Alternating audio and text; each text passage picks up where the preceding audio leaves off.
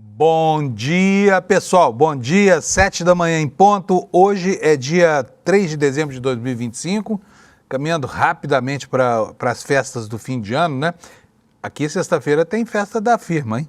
Todo mundo mobilizado aqui para o expediente da tarde, que vai ser um expediente bastante pouco comum aqui, é só uma vez por ano, né?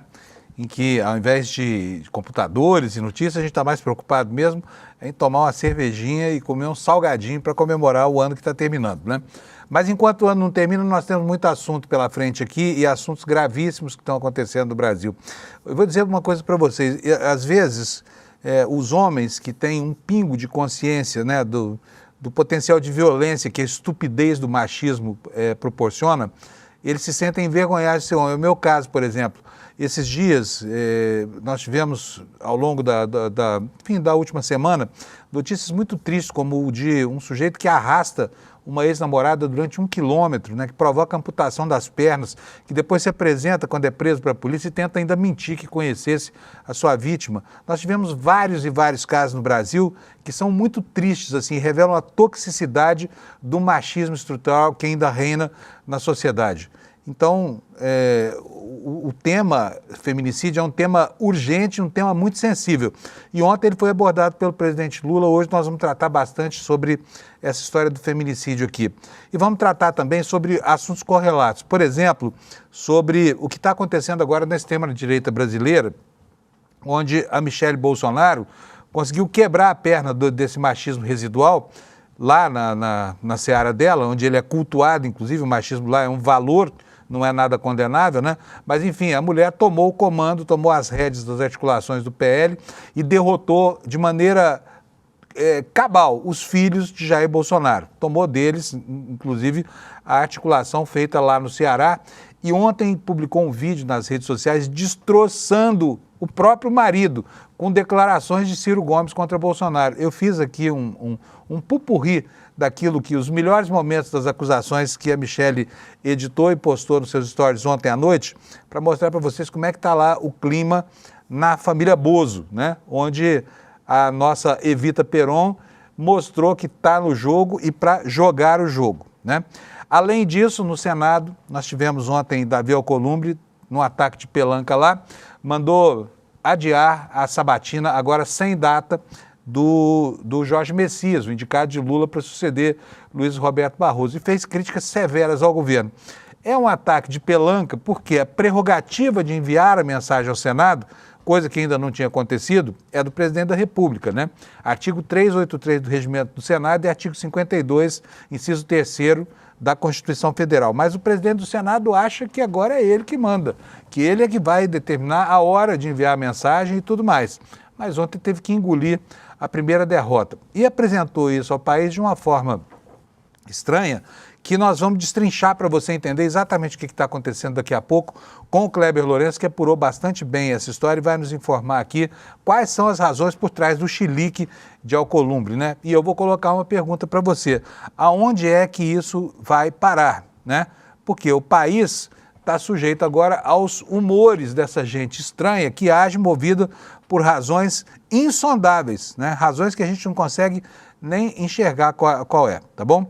Enquanto isso, lá fora, né, o aumento da tensão continua crescente no Mar do Caribe, nas proximidades da costa da Venezuela, e o Trump agora está escalando o conflito, dizendo que qualquer país, não só a Venezuela, mas qualquer país que ameace os Estados Unidos com tráfico de drogas e pessoas, pode ser alvo das ações que ele tem feito no Oceano Atlântico e também no Oceano Pacífico. E citou nominalmente a Colômbia, que, segundo ele, manda cocaína para os Estados Unidos, assim como manda para o mundo inteiro. O curioso é que o Trump não fala nunca sobre o estímulo que representa o consumidor americano para esse mercado negro, porque sem ele não existiria o tráfico, os traficantes não teriam para quem vender nos Estados Unidos. Mas a responsabilidade do consumidor americano, essa aí está fora da pauta, tá? Esses são os temas em destaque hoje. Conosco aqui, deixa eu chamar o nosso querido Alex aqui para bater uma bolinha aqui sobre futebol. Alex, bom dia para você, tudo bem, meu querido? Bom dia Panuso, bom dia a todos, como você está, mais animado Panuso? Hoje? O Alex está tomando Ozempic aí para ficar magrinho, para ficar lindo para o casamento dele. Sim. E já perdeu quanto, Alex? 18 quilos? 18 quilos e já estou passando indicação, lembrando que tem que ter recomendação com um profissional. Não faça isso sem algum auxílio de um profissional especializado, Panunzio. Aí vem o ditado, né? Casa de ferreiro, espeto de pau, né? Sim, Você foi ao profissional, Alex? É um Fala endócrino. sério. Você foi? Sim. Ah, Eu tô então passando tá bom. desde julho ali, não, minto, foi desde maio, que na Páscoa que eu vi que eu tava aparecendo um ovinho de Páscoa, aí eu fui procurar um especialista. Easter eggs. Isso. Ai, ai. Aí lembrando, depois disso, tô fazendo o tratamento certinho, com acompanhamento, passando nutricionista, fazendo exames, e fica aqui a recomendação, você que está também um pouquinho acima do peso, lembrando que a obesidade não é frescura, e sim uma doença mental e tudo, então vamos tratar para ficar fininho no final do ano, Panunzio. Muito bom. Agora, olha, você quer um palpite bom? Começa a mudar os hábitos alimentares, né, pessoal? Porque confiar só em remédio, sabe? A obesidade que se tem hoje é por excesso de consumo, né? Nunca houve tanta gente obesa no mundo. 2/3 da população americana estão acima do peso, correndo todo tipo de risco, AVC, diabetes e todas as doenças horríveis que a obesidade traz. Então, o melhor de tudo, viu, Alex? Não é o Ozempic. O melhor de tudo é exercício físico e dieta, né? Sim. Aliás, eu estou aqui devendo para mim mesmo nessa área aí, mas estamos caminhando. Sim, lembrando que além do tratamento é bom também fazer uma atividade física, e porque o remédio ajuda mais a combater os hormônios da fome, porque a obesidade aumenta ainda mais a sua fome, então você fazendo o auxílio da medicação junto com a atividade física vai ajudar ainda mais na perda de peso e também o seu mental também, Panunzio. O Yuval Harari cita isso como um ponto aí atestando o progresso da humanidade, né? Hoje morre mais gente de obesidade no primeiro mundo do que de fome no terceiro mundo. É impressionante isso, como nós passamos por causa da alimentação superprocessada e da falta de tempo para fazer exercícios físicos, né? Mas Isso vamos mesmo. tocar nossa bolinha aqui para falar em exercício físico e o nosso futebol, Alex. Como é que anda? Sim, bora lá. Ontem eu tinha colocado 3 jogos aqui na arte, eu até peço desculpas, porém só teve 2 jogos ontem, Panunzio, que foi o Vasco. Nós inventamos um jogo a mais, foi isso? Sim, o aplicativo que eu uso, o site, não parece ser tão confiável assim, acho que eu vou ter que procurar outro. Olha, tá me dando 3 jogos ontem e foi apenas 2 que teve, que foi Vasco e Mirassol. Mirassol, Panunzio ganha de novo, 2-0. Gente, esse Mirassol, hein?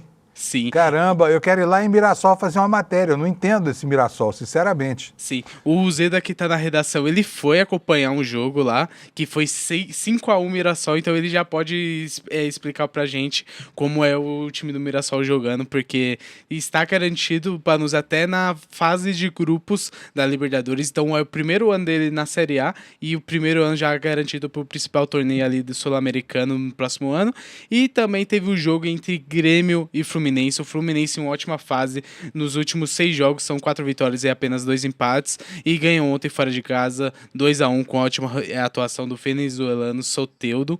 E para finalizar hoje, Panunzio, teremos o final da 37ª rodada, o jogo entre Fortaleza e Corinthians, Red Bull Bragantino e Vitória, Santos e Juventude, São Paulo e Internacional, Palmeiras contra o Atlético Mineiro, Flamengo podendo já conquistar o título contra o Ceará, e o jogo que estava ontem, mas é hoje, é entre Bahia e Sport, Panunzio.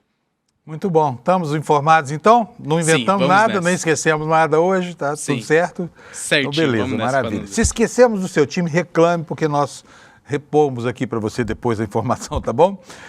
Bom, pessoal, meteorologia, vamos ver como é que está o tempo do Brasil hoje. Hoje o mapa está amarelinho, olha, chove em toda essa área amarela aqui, e nesta área amarela no interior do Nordeste é o contrário. Aqui falta umidade, tá? Então tem um alerta aqui de tempo de falta de umidade. O pessoal dessa região sabe muito bem conviver com esse fenômeno que é a falta de chuvas no semiárido brasileiro, né?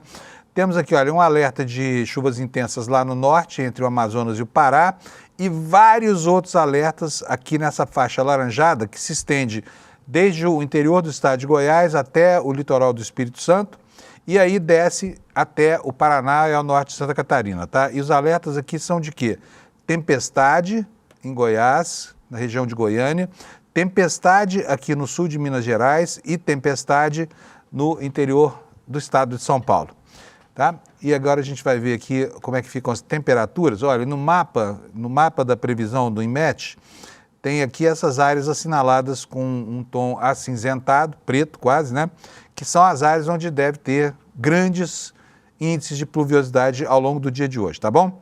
Então vamos lá para as temperaturas, começando como sempre por Porto Alegre, onde o dia vai ser quente, vai chegar a 27 graus a temperatura.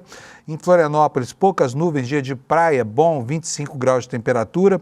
Em Curitiba, 26 graus. Em São Paulo, muitas nuvens, pancadas de chuva e trovoadas previstas aqui para o dia, temperatura máxima de 28 graus.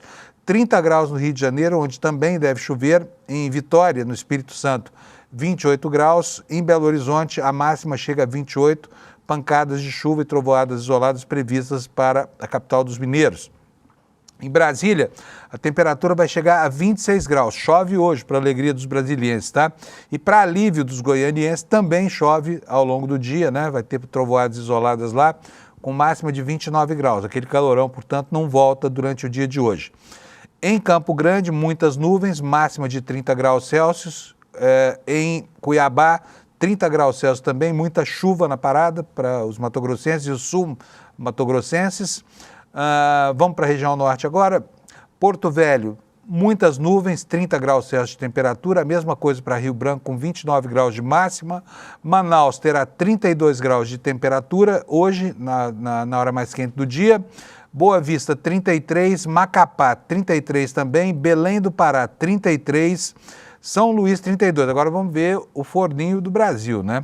Teresina, 34 graus, até agora é a capital mais quente de todas. Nas demais capitais, aliás, deixa eu passar por Palmas aqui, porque eu sempre deixo por último, esquecendo, né, de colocar Palmas aqui, porque ela está bem no centrinho do mapa, mas a temperatura em Palmas hoje vai a 30 graus, também chove por lá. Aí vamos ver Fortaleza. No Nordeste inteiro vai dar praia boa hoje, tá? 32 graus em Fortaleza, 31 em Natal, 32 em Recife, em Maceió 31, em Aracaju 31 e em Salvador também 31 graus. Está aí a previsão da meteorologia para hoje. Lembrando que não chove nessa faixa do litoral e não chove também onde mais precisa, que é na região mais seca do semiárido. Agora, já colocada a meteorologia, vamos falar um pouco sobre as manchetes no site ICL Notícias, que concentra aqui praticamente todos os temas importantes da nossa agenda jornalística hoje, né?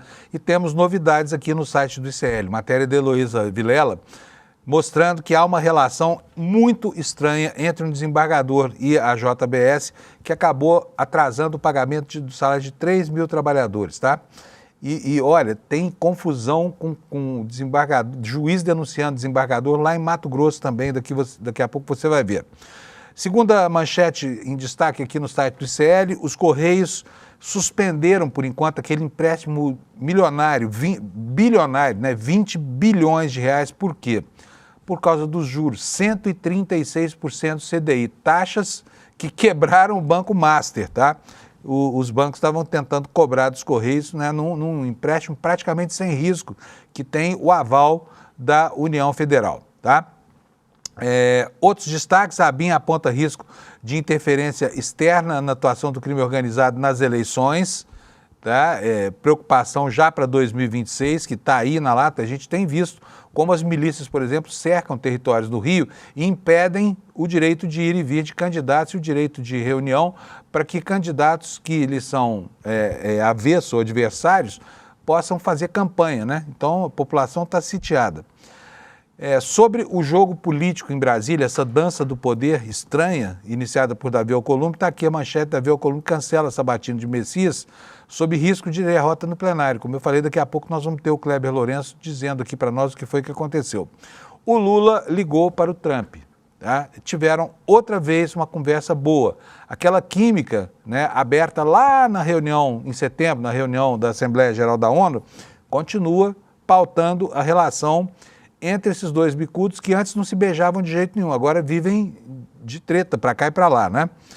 E o Senado, último destaque aqui na capa do ICL hoje, o Senado aprova a taxação das bets, das fintechs e criando programa para a baixa renda, tá? Esses são os destaques e eu vou começar falando com vocês sobre esse problema que nos envergonha, nós homens, que não concordamos de jeito nenhum com a ação brutal de alguns animais, como disse ontem o presidente Lula, que massacram mulheres nesse país.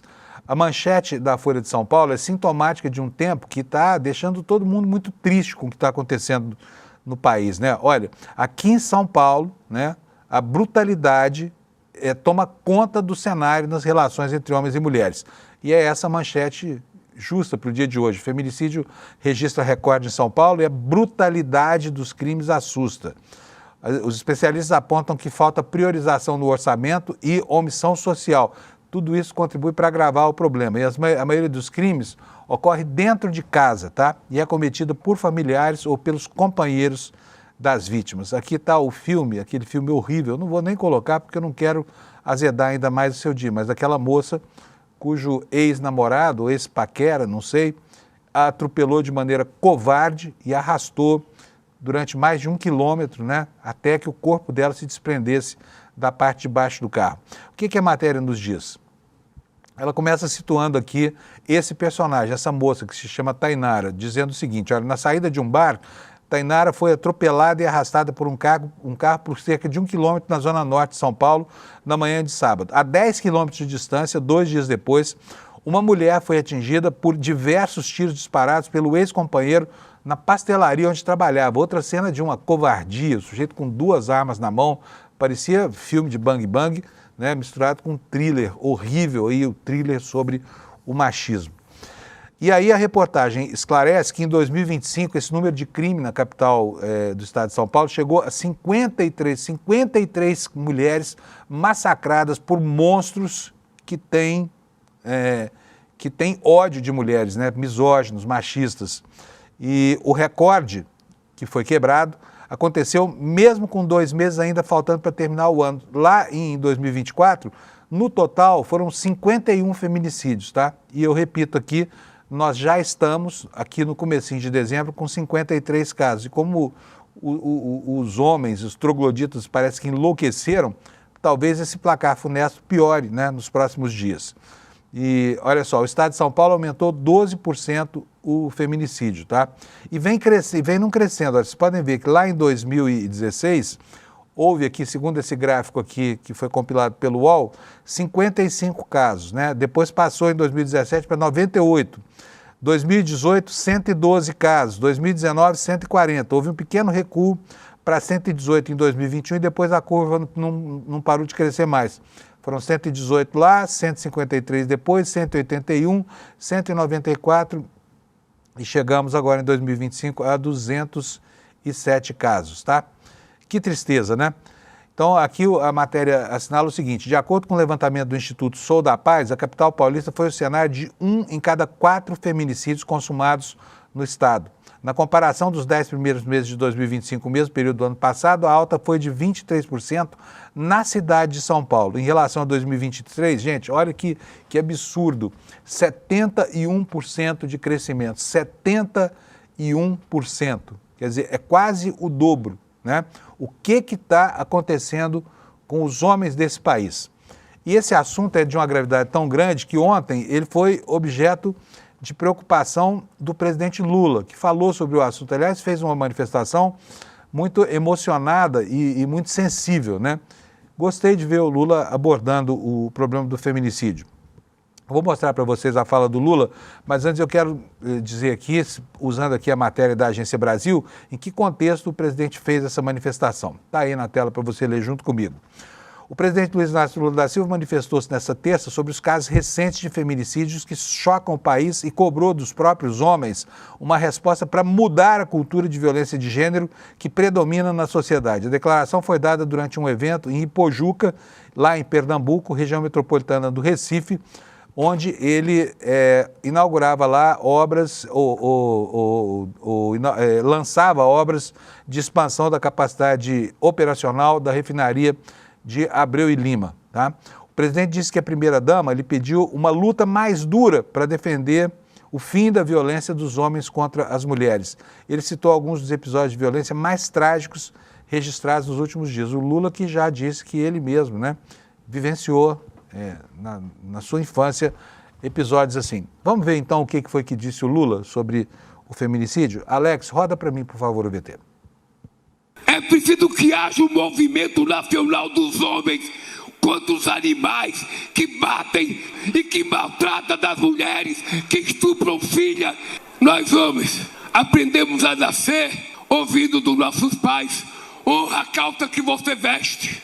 Nós não temos que honrar a calça que nós vestimos, porque ela não está precisando de honra. O que nós estamos precisando é lição de caráter, de dignidade, de educação, de respeito às nossas companheiras, às mulheres, que se não fosse elas, a gente nem existia. Eu estou no movimento dos homens que vão começar a conscientizar esse país de que um homem não nasceu para bater em mulher, para estuprar criança ou para fazer violência. Quem estiver comigo, levante a mão, por favor, nessa luta. É urgente mesmo, sabe, atacar esse problema. É urgente mostrar o que acontece com esses machões que abusam do uso da força contra as próprias companheiras, né, que subjugam, que submetem, que torturam, que batem, que matam, né? E é preciso despertar para o fato de que as mulheres, elas precisam estar protegidas para que possam se sentir à vontade e denunciar os animais, como disse o Lula, que fazem isso. Bom, vamos mudar de assunto, vamos passar para outra pauta, que é a pauta da política. Lá em Brasília, como vocês sabem, o pau está quebrando na relação entre o Palácio do Planalto e o Senado por causa dos sucessivos ataques de pelanca do Davi Alcolumbre, que agora se acha o rei da Rússia, né, ou o rei da Prússia.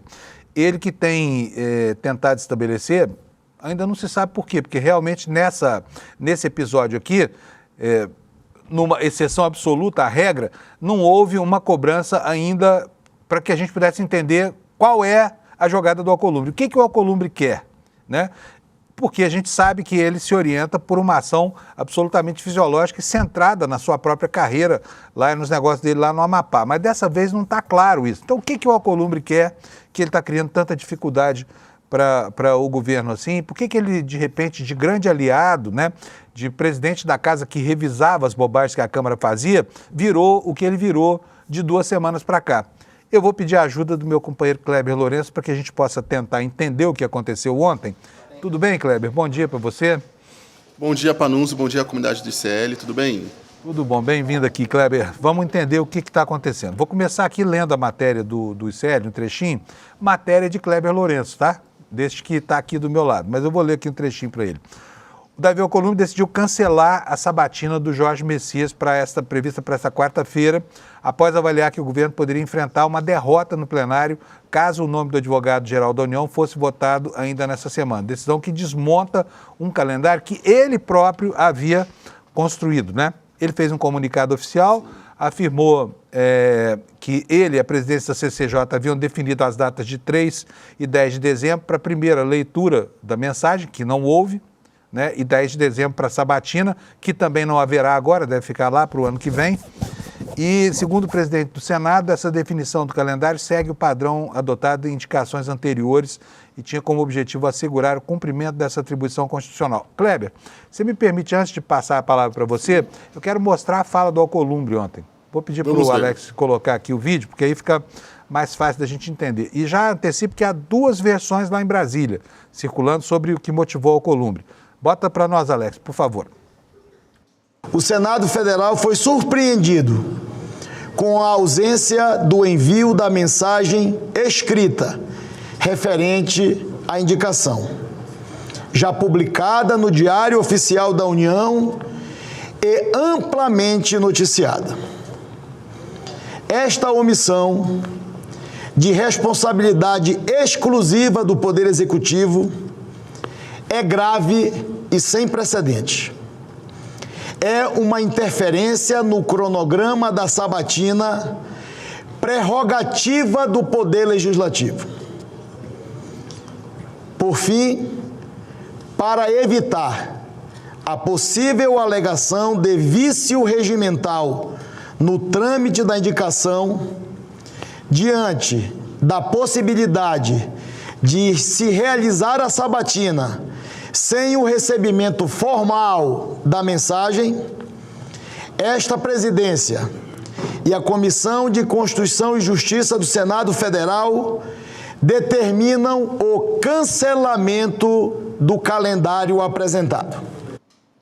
Ô Kleber, você sabe que quando ele marcou a data da leitura da mensagem da sabatina, os próceres lá da Globo News falavam assim, não, o que vale é a publicação no Diário Oficial, não é a mensagem. Mas não é o que diz o regimento da Câmara, que daqui a pouquinho a gente vai mostrar para o pessoal aqui. Agora me explica, o que está por trás deste ataque de pelanca do senhor Davi Alcolumbre, Kleber? Olha, Panunzio, até o início da semana, até ontem, inclusive, o Alcolumbre ele comentava com aliados próximos de que não importava, inclusive, a mensagem que precisa ser enviada pelo Palácio do Planalto ao Senado, de que ia seguir com os ritos normalmente, mesmo sem a mensagem, que ia fazer e acontecer. E ontem, ali, subitamente ao longo da tarde, ele desistiu, cancelou a sabatina. Inclusive, Otto Alencar, em entrevista, já disse que assim que o governo enviar a mensagem para o Senado, serão dados mais 15 dias para marcar a sabatina. Então, ainda tem um cronograma ali já meio pré-acordado. Mas acho que a nossa audiência vai lembrar que ontem eu comentei que o Messias já tinha revelado a aliados próximos que tinha alcançado os 41 votos necessários para aprovação do seu nome no plenário.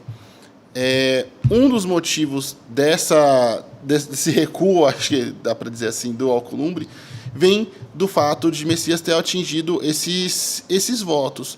E Alcolumbre, em hipótese alguma, poderia, depois de ameaçar fazer e acontecer, e ameaçar o governo o quanto pôde, tomar uma derrota dessas, embarcar por um trem totalmente descarrilhado. O que falam esses aliados de Alcolumbre?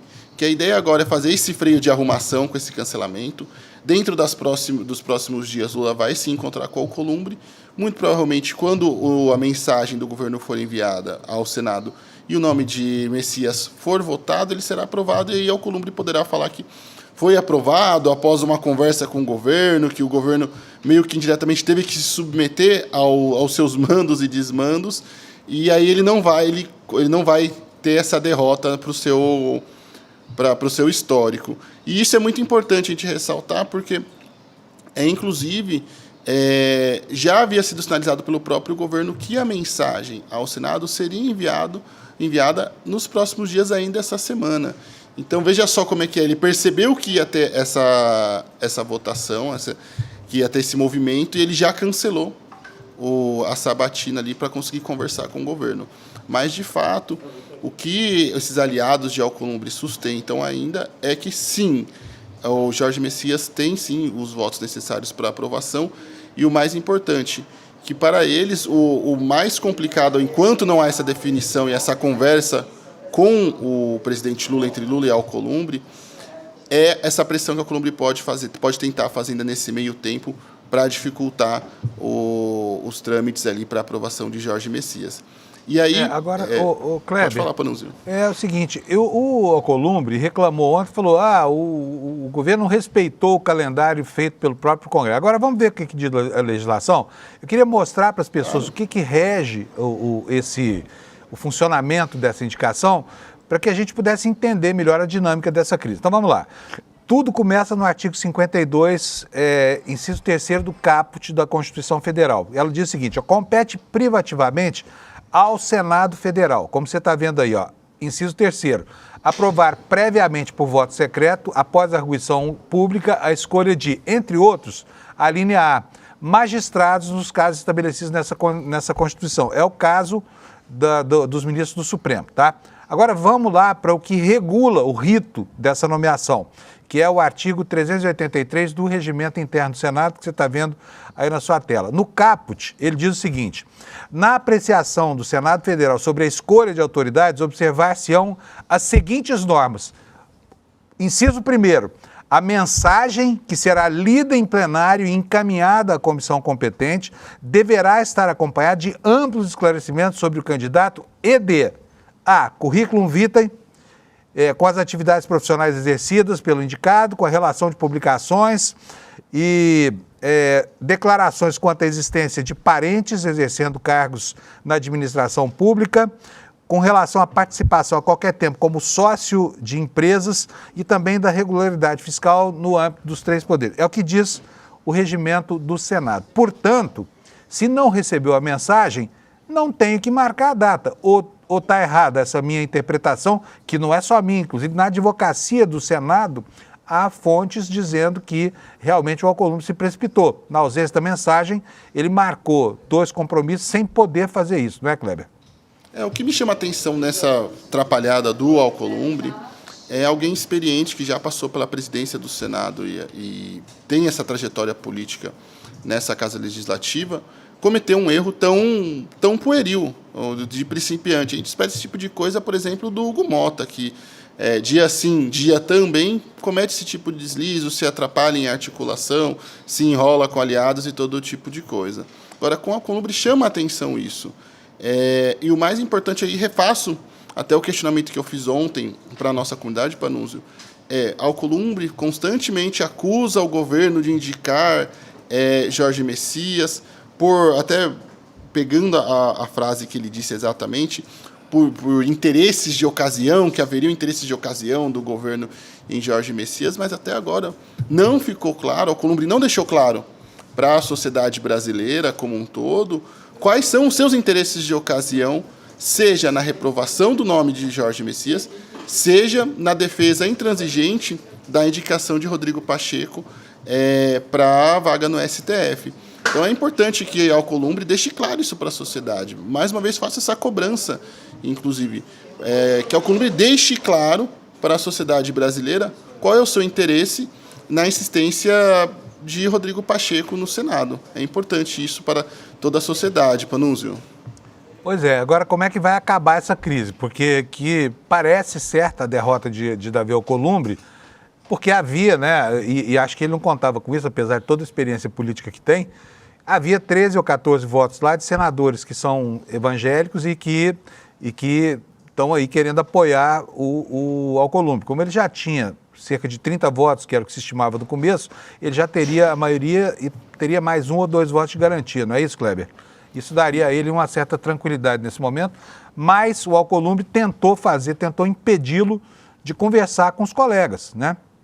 Tentou impedi-lo, que foi o que aconteceu, sim, marcando a sabatina, e aqui eu li também o regimento interno do Senado, tem que haver um prazo mínimo de 5 dias entre a leitura da mensagem e a sabatina. Esse prazo pode ser maior, ele não pode ser menor, mas o Alcolumbre tentou estreitar esse prazo, né? Igual comentei, Otto Alencar já disse que assim que for lida a mensagem e recebida, ele quer marcar ali a sabatina dentro de 15 dias. Se for enviada ainda essa semana, pode ser que ainda possa acontecer a sabatina o quanto antes, até este mês. Se não, provavelmente ficaria para o ano que vem. Um outro ponto importante é o fator evangélico também, que começou a ser um ponto de pressão para Davi Alcolumbre, porque é importante lembrarmos que na indicação de André Mendonça, outro ministro também evangélico no STF, o Davi Alcolumbre também impôs dificuldades, postergou a sabatina o quanto pôde, fez uma confusão ali estratosférica, inclusive comprando algumas brigas com o próprio Jair Bolsonaro. Tudo para, no fim, ele também ser derrotado e o nome de André Mendonça ser aprovado. Então, tem esse histórico de, mais uma vez, ele tentar se impor e opor à indicação de um nome e a ele ser derrotado novamente. E, além disso, já corre entre os aliados evangélicos de Jorge Messias, eles já andam conversando com os senadores e andam ali usando como argumento o fato de que eles vão começar a espalhar, por exemplo, que Davi Alcolumbre é contra os evangélicos, que é inimigo dos evangélicos, afinal de contas é mais um ministro evangélico que ele está impondo dificuldades. Lembrando que as duas indicações anteriores também do Lula correram com tranquilidade sob a gestão de Rodrigo Pacheco e agora com o evangélico Jorge Messias e Davi Alcolumbre na presidência do Senado, temos essa dificuldade toda, essa crispação para aprovação. Agora, sabe algo que me chama a atenção? É o silêncio do Rodrigo Pacheco, que se ele quisesse encerrar essa crise, bastaria uma manifestação dele, né? Olha, não me interessa mais essa vaga, não quero colocar gasolina nessa fogueira. Mas ele está quieto, calado, ninguém ouve falar nada dele, né, Kleber? Exatamente, ele está bem na dele ali. Inclusive, ele já está em ritmo de despedida da política. Na conversa que ele teve com o Lula, ele fez questão de deixar claro que ele não vai disputar a eleição para o governo estadual de Minas, que ele só tinha interesse no STF e que ele pretende ali se aposentar da política. Como vamos disse ver, né? um membro do Vamos ver. governo, o Pacheco está preocupado em ganhar dinheiro. Bom, Isso. tem gente que ganha dinheiro na política também. Melhor que essa preocupação dele, ele exerça para lá. Beleza, Kleber, obrigadão para você, tá? Eu que agradeço, Bom dia para nós. bom dia. Bom dia para nós. Pessoal, agora o ambiente está pegando fogo também lá na oposição ao governo Lula, né? Vocês estão vendo aí esse movimento todo despertado pela Michelle Bolsonaro e fica muito claro que a nossa Evita Peron está na área para jogar o jogo. Ela está jogando e olha, eu vou dizer uma coisa para vocês, está jogando e derrotando gente que achava que podia dominar a cena, hein? Estamos falando de gente que achava que tinha um controle do bolsonarismo. Quem? Os delfins do Bolsonaro, os filhos do Bozo, o Carluxo, o Flávio principalmente e o Eduardo Bolsonaro. A semana começou com essa família em frangalhos, né? A Michelle desfez uma aliança lá no Ceará, entabulada pelo André Mendonça, com a aquiescência, segundo o próprio André Mendonça, do próprio Bolsonaro, colocando o Ciro no ambiente onde ele nasceu, que foi a extrema-direita brasileira. No começo da carreira dele, o Ciro era do PDS, ele apenas voltou ao lugar de onde saiu, né? Após flertar um pouco com a esquerda brasileira, romance que durou alguns anos, mas terminou como terminou. E a Juliana Dalpiva traz uma matéria hoje no nosso site que você precisa ler. Eu vou ler um trechinho para você. Olha, Michelle volta a sonhar com a presidência e entra em guerra com os filhos de Bolsonaro. Ontem houve mais um capítulo dessa guerra, tá? E um capítulo que terminou de uma maneira muito estranha. Vamos ler aqui um trechinho do que diz a Juliana para a gente entender o contexto dessa briga. A ex-primeira-dama Michelle Bolsonaro entrou em guerra com o senador Flávio Bolsonaro e os demais filhos do ex-presidente na disputa por quem representa esse clã, agora que Jair está preso na superintendência da PF devido à condenação no processo da trama golpista.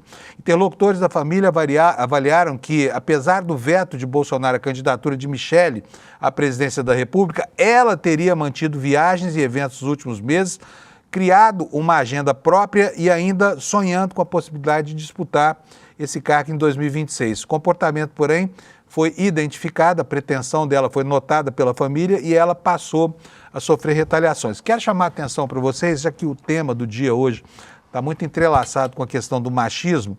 Nós vimos um fenômeno na extrema-direita brasileira curioso, porque eles aprenderam, por exemplo, a falar sobre direitos humanos, né? Os defensores dos torturadores, dos brilhantes ustras da vida, passaram a falar sobre direitos humanos assim que a cadeia entrou no horizonte dessa gente, dos militares e do próprio Bolsonaro. Quem sabe se a Michelle, que é antifeminista, não passa a enxergar também a importância da afirmação feminina, né? Que é o exercício que ela, aliás, está fazendo agora. Então, de fato, ontem eles se reuniram, conversaram. O Flávio Bolsonaro falou que foi uma conversa entre adultos, deve ter quebrado um pau magnífico nessa conversa. E o Flávio saiu de lá muito aborrecidinho, saiu de lá aborrecido, se referiu a Michelle de uma maneira respeitosa, mas meio desairosa. E vocês vão ver o que foi que ele falou, porque eu vou pedir para o Alex mostrar para a gente a fala do Flávio ao final disso aí. Não repara na legenda que você vai ver, não, porque esse material foi distribuído pelo Twitter do Flávio Bolsonaro, então é uma reprodução de lá. Vamos mostrar o que foi que o Flávio disse sobre essa conversa de gente grande com a Michelle Bolsonaro. Roda para nós, por favor, Alex.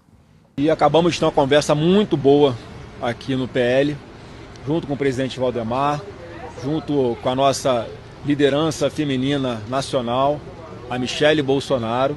Ficou bem claro que, na verdade, o que a gente identifica foi um ruído de comunicação com a Michelle falando com o coração, com a autoridade que ela tem, com a verdade que ela carrega nas palavras em cada evento que ela vai, sendo exemplo para milhões de mulheres em todo o Brasil. E do outro lado, a nossa maior liderança no Ceará, o André Fernandes. E agora já conversamos, resolvemos, não vai acontecer novamente, a gente vai cada vez mais tomar o cuidado de fazer as nossas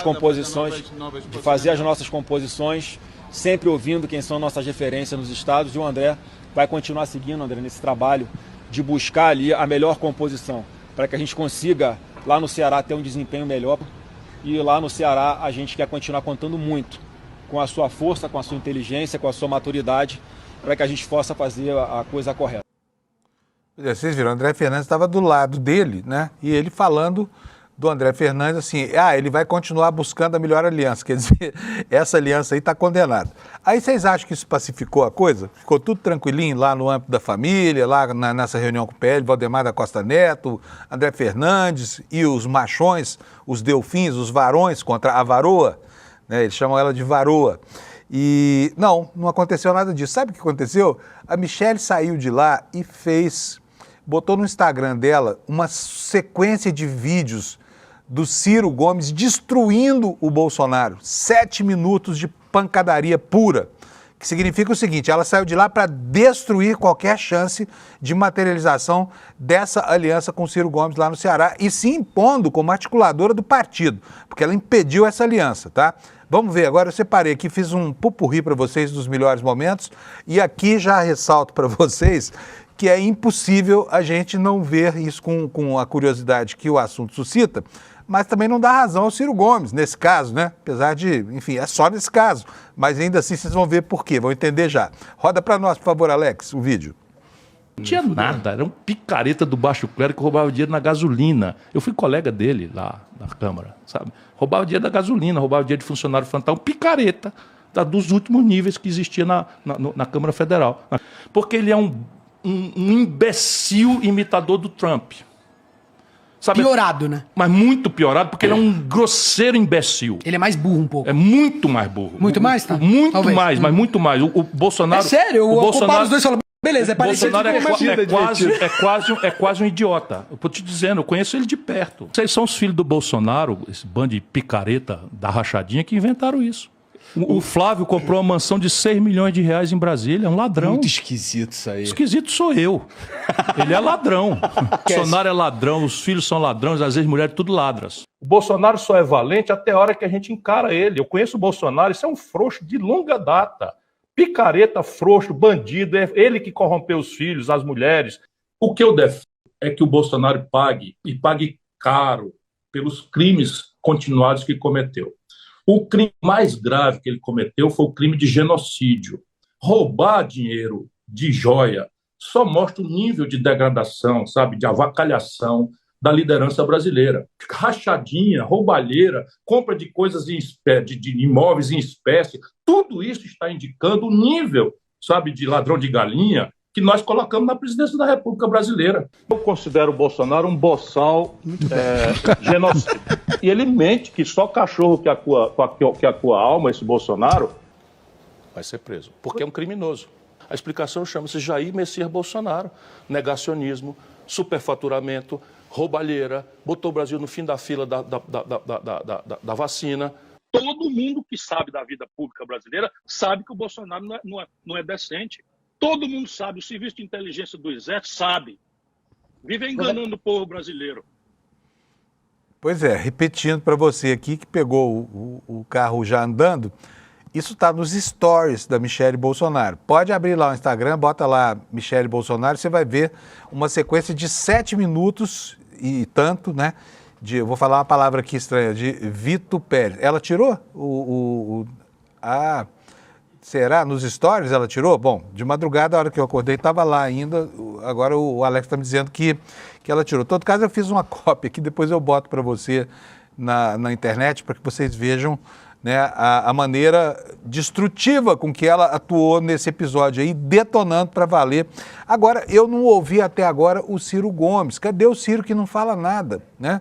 Muito provavelmente essa aliança aí está completamente detonada, vai ser muito difícil explicar para o eleitor do Ceará como é que o Ciro, que dizia tudo isso sobre o Bolsonaro, de repente aparece ao lado do André Fernandes, né, do capitão Wagner, que são pessoas que se julgava que estivessem do outro lado do espectro ideológico. Mas não, agora é tudo uma coisa só, e em todo caso vai ser muito difícil para o Ciro esse reingresso na extrema-direita brasileira, né? Mas aí é problema dele, vocês concordam?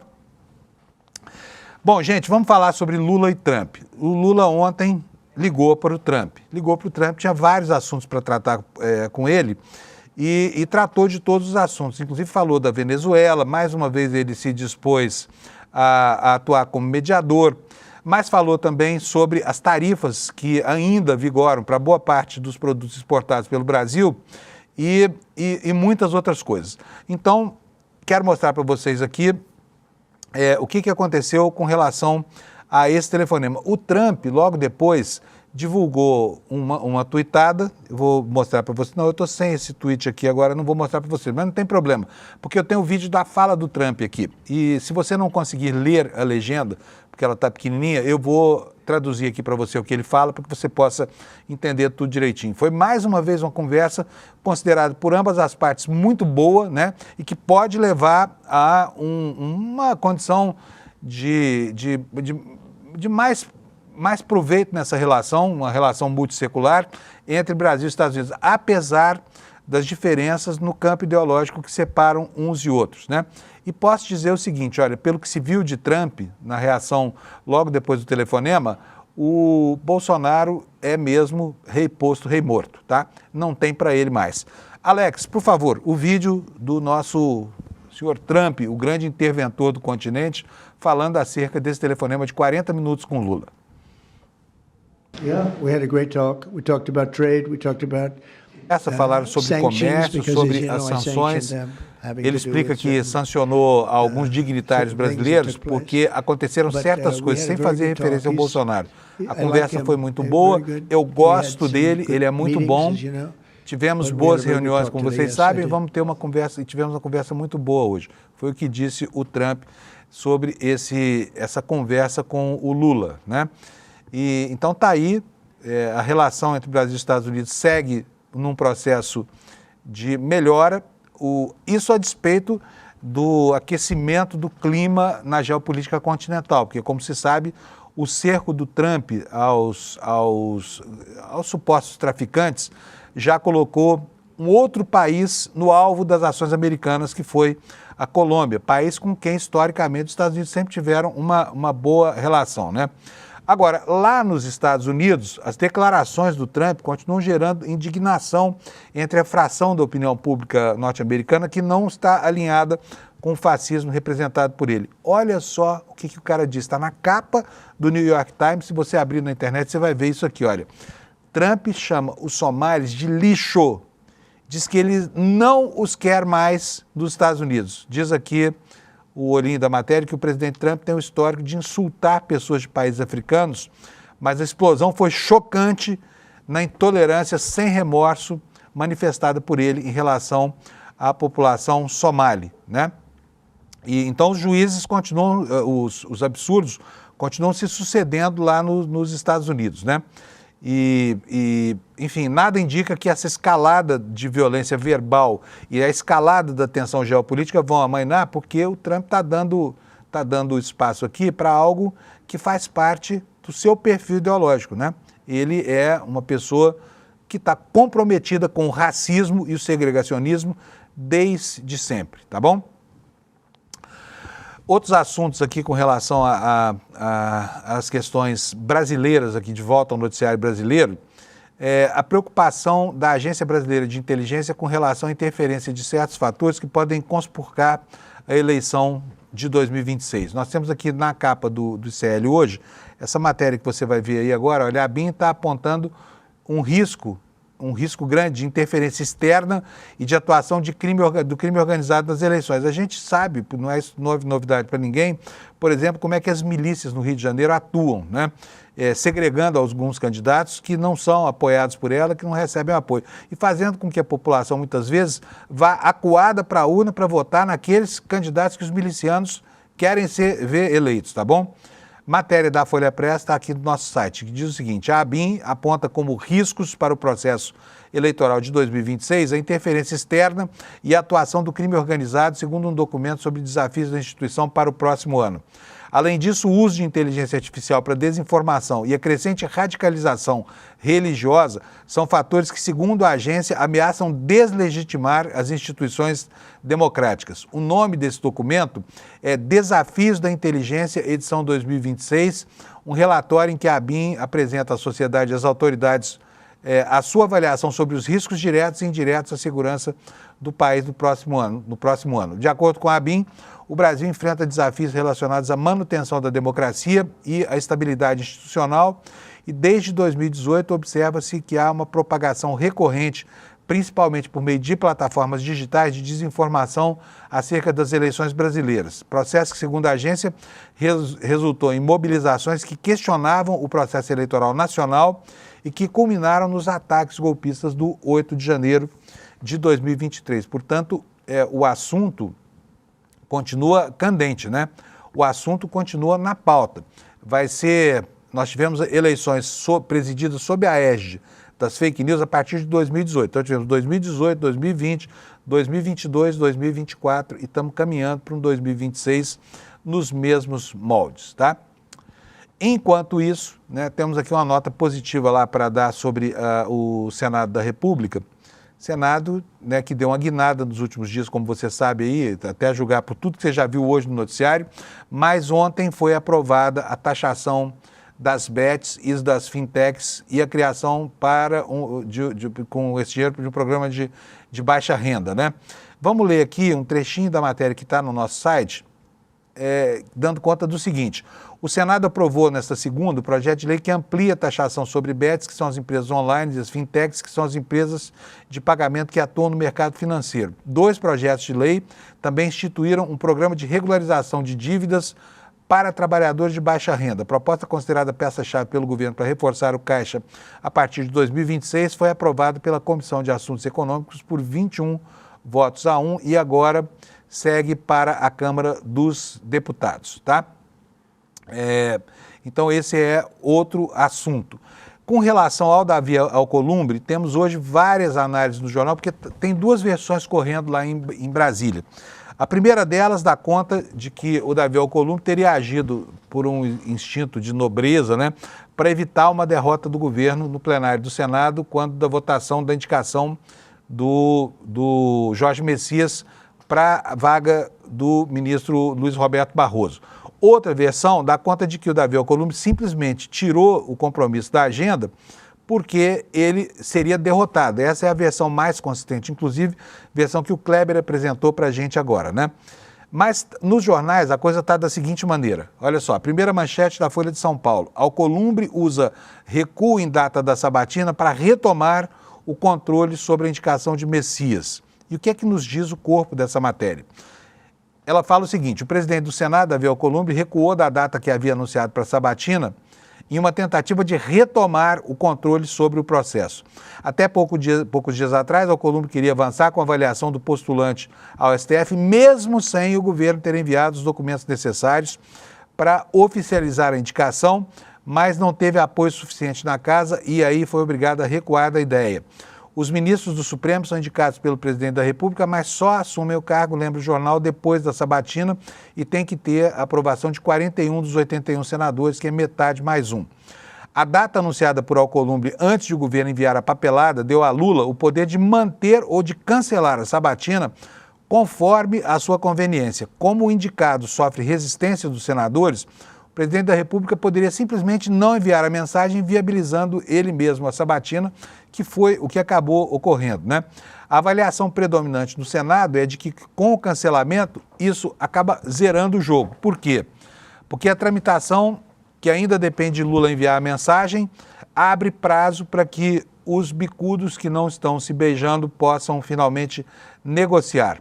E aí o presidente do Senado ganha, adicionalmente, um discurso e o respaldo entre os aliados para postergar a sabatina, caso ache isso necessário. Então, com o cancelamento, por falta de um ato do governo, o Alcolumbre está protegido contra críticas para uma eventual demora. E aí vem aqui a apuração da Folha. Ela afirma o seguinte: o presidente do Senado chegou a dizer a colega de plenário ontem, em tom de piada, que realizaria a sabatina só em novembro do ano que vem, depois da eleição do Lula, para escolher, né, o novo mandatário do país. Ele pode fazer isso se quiser, tá? Porque o regimento do Senado fala em 5 dias. Agora, vamos raciocinar aqui. Raciocina comigo. Qual a razão por trás dessa história toda? O que está por trás dessa birra do Alcolumbre? Por que tanta fúria contra o Palácio do Planalto? O que está acontecendo que o Davi Alcolumbre de repente se transformou no grande verdugo do governo federal? Se você souber, me dá uma dica aí, porque até agora ele só foi aquinhoado com coisas que lhe interessavam. E uma delas, que foi a aprovação da prospecção, do início da exploração para fins prospectivos lá na margem equatorial pela Petrobras, isso foi um pleito que causou desgaste ao governo. O governo defendeu uma posição que interessava muito ao... Não que não interessasse ao governo também, porque o governo tem as suas contradições internas, mas interessava mais ainda ao Davi Alcolumbre, que se lançou de corpo e alma nessa história toda, né? E o que foi que aconteceu que, de repente, Davi Alcolumbre não honrou o papel que se esperava dele, tá?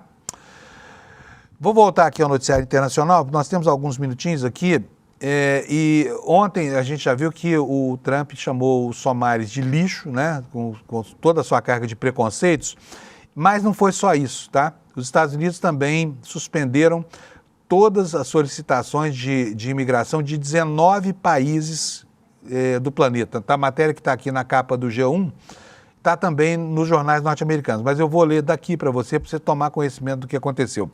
Essa reportagem fala o seguinte: a administração Trump, nessa terça-feira, suspendeu todas as solicitações de imigração, incluindo processos para obtenção do Green Card e da cidadania americana, feitas por imigrantes de 19 países não europeus, citando preocupações com a segurança nacional e a segurança pública.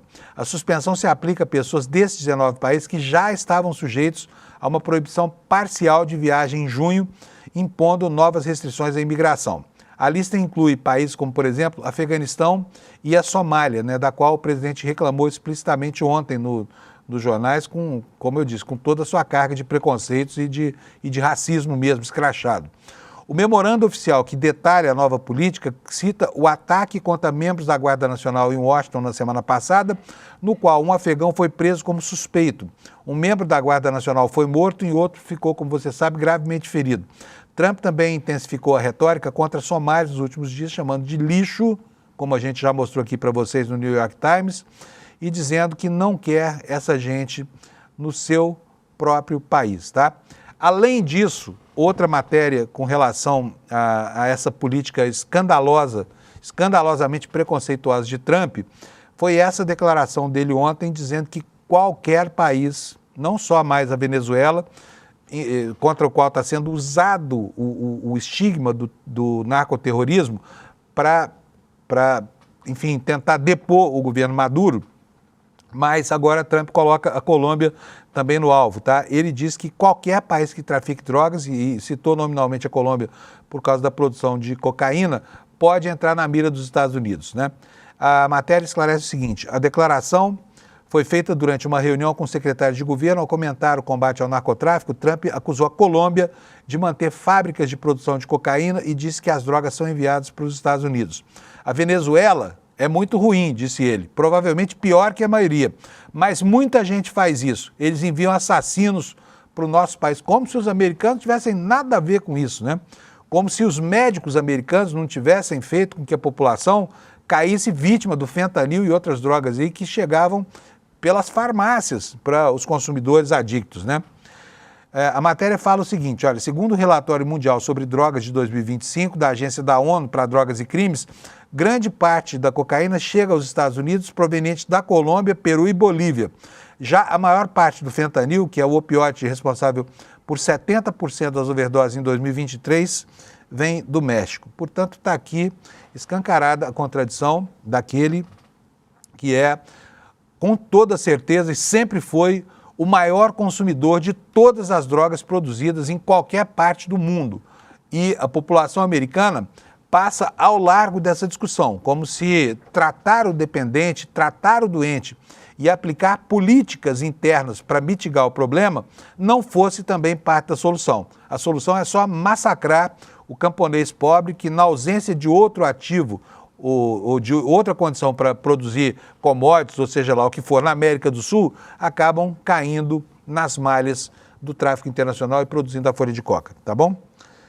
Pessoal, é o seguinte, acabou o tempo, né? Eu quero agradecer aqui vocês de novo, olha, nós ali em primeiro lugar, entregando a audiência aqui para o N1 bem gorduchinha, com mais de 23, quase 24 mil pessoas. Então quero agradecer que você está nos assistindo e aproveitar a sua presença e nesses segundinhos finais, chamar a atenção de vocês para as matrículas que estão abertas aqui na nossa pós-graduação, tá bom? No curso de Teoria Crítica da Sociedade. Você já sabe que a gente tem falado bastante disso, então aproveite, porque o curso logo vai começar. Faça a sua inscrição por aqui, olha, pelo despertaicl.com.br, tá bom? E aproveite o preço módico dessa promoção do ICL. Bom dia para você, obrigado pela sua audiência. Amanhã estamos de volta aqui, quinta-feira, para a gente começar a se preparar para as festas de fim de ano, tá bom? Valeu, até amanhã. Tchau. Fala, turma, a espera acabou. A gente abriu as vagas para a nossa pós em Teoria Crítica da Sociedade. Uma pós histórica, porque é a primeira vez no Brasil que é oferecida. E uma pós também muito especial, porque é feita em parceria do ICL com a FESP São Paulo, uma das instituições de maior prestígio no Brasil. A gente tem um número limitado de vagas numa condição super especial, que foi o lançamento dessa pós. Já tem muita gente que se inscreveu, literalmente milhares de pessoas, e essas vagas na condição especial elas estão acabando. Mas eu estou gravando esse vídeo exatamente para alertar vocês que querem participar dessa pós e não querem perder a condição especial.